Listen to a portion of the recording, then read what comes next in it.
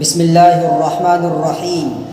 Hypocrite یعنی منافق کی 3 نشانیاں ہیں۔ نمبر 1، جب بولے تو جھوٹ بولے، جب وعدہ کرے تو وعدے کو پورا نہ کرے یعنی وعدہ خلافی کرے۔ نمبر 3، جب اس کے پاس کوئی امانت رکھوائی جائے تو اس امانت میں وہ خیانت کرے۔ انگلش میں منافق کو ہپوکریٹ کہتے ہیں، اور اردو میں تو اس کے لیے بڑے مشہور محاورے ہیں، جیسے کہ آستین کے سانپ، تھالی کے بینگن، دو رخا انسان، یا اسی طریقے سے بستر میں چھپا ہوا کھٹمل یا ڈنک مارنے والا بچھو۔ لا الہ الا ولا الہ الا، نہ وہ ادھر کا ہے نہ وہ ادھر کا ہے۔ اس گروپ میں جاتا ہے تو کہتا ہے ہم تمہارے ساتھ ہیں، اس گروپ میں آتا تو کہتا ہم تمہارے ساتھ ہیں، ہم تو وہاں صرف مذاق اڑانے ان کا گئے ہوئے تھے۔ یہ منافق انسان سب سے بدترین شخص ہے معاشرے کا اور سماج کا۔ ان المنافقین فی الدرک الاسفل من النار، کہ منافق جہنم کے سب سے نچلے حصے میں، جہنم کے سب سے نچلے طبقے میں ہوگا۔ ایسا انسان، اس کی سزا یہ ہے کہ وہ سب سے نچلے طبقے میں رہے۔ ایسا دو رخا دو منہا انسان سب سے بدترین سماج کا آدمی ہے۔ ایسے شخص سے بچ کر رہنا ہر انسان کے لیے ضروری اور لازم ہے۔ بہرحال یہ تینوں صفات جس آدمی کے اندر، جس عورت کے اندر ہوں گی، یا ان تینوں میں سے کوئی ایک ہوگی، تو سمجھ لیجئے کہ اس کے اندر نفاق کی ایک علامت ہے، نفاق کی ایک نشانی ہے۔ نبی صلی اللہ علیہ وسلم نے فرمایا کہ منافق کی 3 نشانیاں ہیں۔ جب وہ بولے گا تو جھوٹ بولے گا، اور ہمارا آج کا سماج اس میں بری طرح ملوث ہے اور بری طرح اس میں جکڑ چکا ہے اور اپنا چکا ہے جھوٹ کی بدترین عادت کو۔ جبکہ حدیث میں فرمایا گیا جب انسان جھوٹ بولتا ہے تو اس کے جھوٹ کی بدبو کی وجہ سے، جھوٹ کی بدبو کی وجہ سے اس کے دونوں کاندھوں پر بیٹھنے والے فرشتے 1 میل دور چلے جاتے ہیں، اور یہ 1 میل 3 کلومیٹر کا ہوتا ہے۔ یعنی جھوٹ کا اتنا بدبو خطرناک ہے، بدبودار ہے، کہ اس کے بدبو سے فرشتے 3 کلومیٹر دور چلے جاتے ہیں۔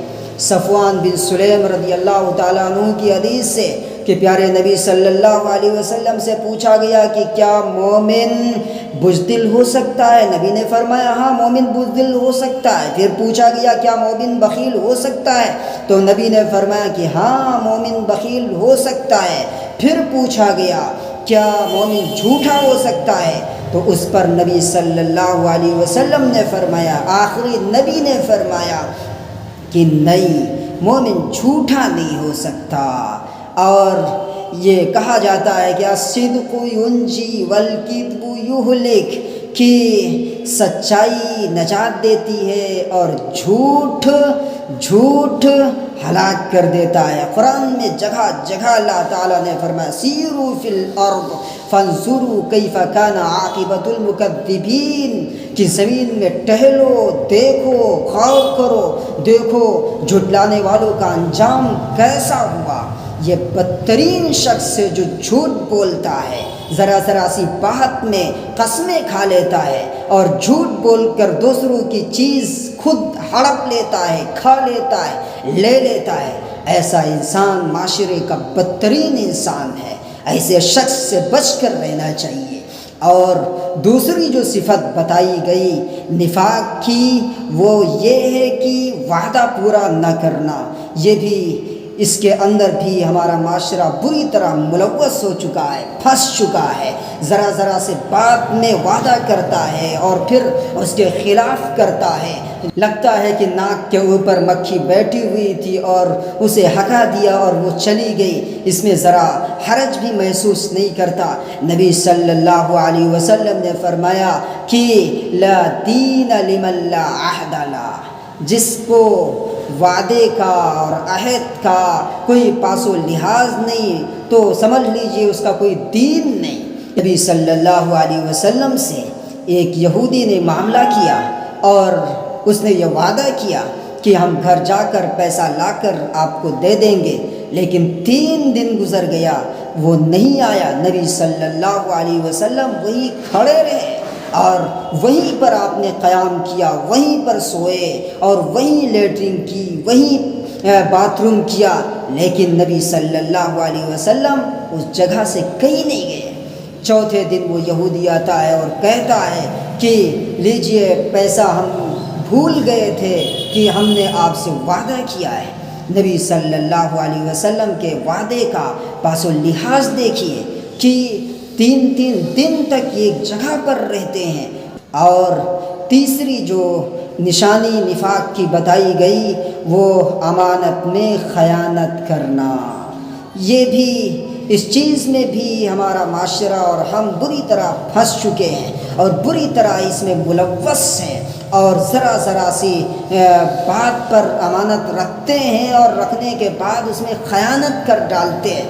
اور امانت میں خیانت کو صرف ہم مال سے جوڑتے ہیں، حالانکہ بیوی بھی امانت ہے، اور پھر ادھر ادھر منہ مارنا اس کے ساتھ خیانت ہے، مال امانت ہے۔ اسی طریقے سے اللہ تعالیٰ نے جو جوانی دی ہے یہ بھی امانت ہے، اور زندگی دی ہے یہ بھی امانت ہے۔ اور امانت میں خیانت کرنا جانتے ہیں کتنا بڑا گناہ ہے۔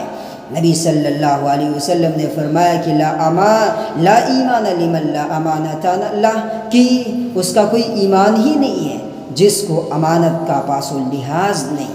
اور امانت میں خیانت کرنا قیامت کی نشانیوں میں سے ایک۔ اللہ تعالیٰ فرماتے ہیں ان اللہ یأمرکم ان تؤدوا الامانات الی اہلہا، ان تؤدوا الامانات الی اہلہا، کہ جس کی جو امانتیں ہیں اس امانت کو اس تک پہنچا دو، اس کو واپس کر دو، ورنہ پھر امانت میں خیانت تسلیم کیا جائے گا، امانت میں خیانت مانا جائے گا، اور امانت میں خیانت کرنا بہت بڑا گناہ ہے۔